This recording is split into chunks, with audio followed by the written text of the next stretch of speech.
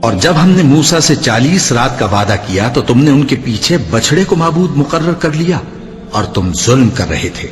پھر اس کے بعد ہم نے تم کو معاف کر دیا تاکہ تم شکر کرو. اور جب ہم نے موسیٰ کو کتاب اور معجزے عنایت کیے تاکہ تم ہدایت حاصل کرو. اور جب موسیٰ نے اپنی قوم کے لوگوں سے کہا کہ بھائیو، تم نے بچڑے کو معبود ٹھہرانے میں اپنی جانوں پر ظلم کیا ہے، تو اپنے پیدا کرنے والے کے آگے توبہ کرو، پھر اپنوں کو قتل کرو، تمہارے خالق کے نزدیک تمہارے حق میں یہی بہتر ہے. پھر اس نے تمہارا قصور معاف کر دیا. وہ بے شک بڑا معاف کرنے والا ہے، بڑا مہربان ہے. اور جب تم نے موسیٰ سے کہا کہ موسیٰ، جب تک ہم اللہ کو سامنے نہ دیکھ لیں گے تم پر ایمان نہیں لائیں گے، تو تم کو بجلی نے آ گھیرا اور تم دیکھ رہے تھے. پھر موت آ جانے کے بعد ہم نے تم کو اثر نو زندہ کر دیا تاکہ احسان مانو.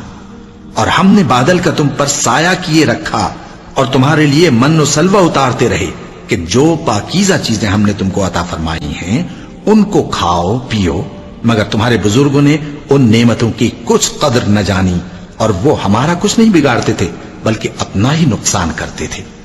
اور جب ہم نے ان سے کہا کہ اس گاؤں میں داخل ہو جاؤ اور اس میں جہاں سے چاہو خوب کھاؤ پیو، اور دیکھنا دروازے میں داخل ہونا سجدہ کرتے ہوئے اور حطوتن کہنا، ہم تمہارے گناہ معاف کر دیں گے اور نیکی کرنے والوں کو اور زیادہ دیں گے.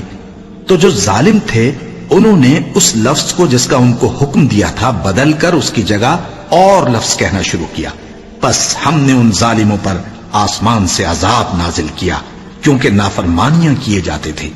اور جب موسیٰ نے اپنی قوم کے لیے ہم سے پانی مانگا تو ہم نے کہا کہ اپنی لاٹھی پتھر پر مارو.